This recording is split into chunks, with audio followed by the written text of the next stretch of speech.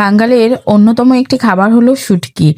আর শুটকির তরকারির নাম শুনলেই জিভে তো জল চলে আসে। বাঙালি বলতেই শুটকি, তাদের মুখে রুচি ফেরাতেই শুটকি, যে কোনো তরকারির সাথে মিলাতে শুটকি অনন্য। আর শুটকি মাছের গল্প বলে শেষ করা যাবে না। শুটকি মাছ মানেই পেঁয়াজকলি, পেঁয়াজ রসুন, আর যদি হয় লইট্টা শুটকি তাহলে তো কোনো কথাই নেই। হ্যালো এভরিওয়ান, আসসালামু আলাইকুম। সালমা ব্লকে নতুন একটি রেসিপি নিয়ে হাজির হলাম আজকে আপনাদের মাঝে। আমি কিছু লইট্টা শুটকি নিয়েছি।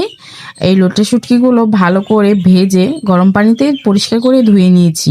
নিয়েছি পেঁয়াজ কলি, নিয়েছি নতুন আলু কুচি করে, পেঁয়াজ রসুন ও কাঁচা টমেটো, গাছের কাঁচা টমেটোগুলো কুচি করে নিয়েছি এবং দিয়ে দিয়েছি পর্যাপ্ত পরিমাণের ধনিয়া পাতা ও পেঁয়াজ কুচি তো দিয়েছি, সাথে একটি পাকা টমেটো দিয়ে দিয়েছি।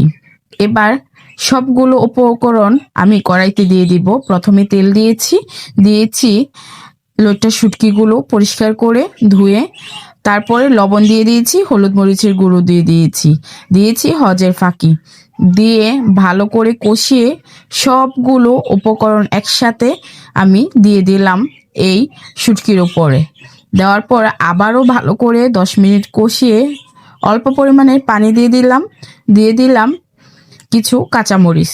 এই তো সুস্বাদু শুটকির রেসিপি রেডি।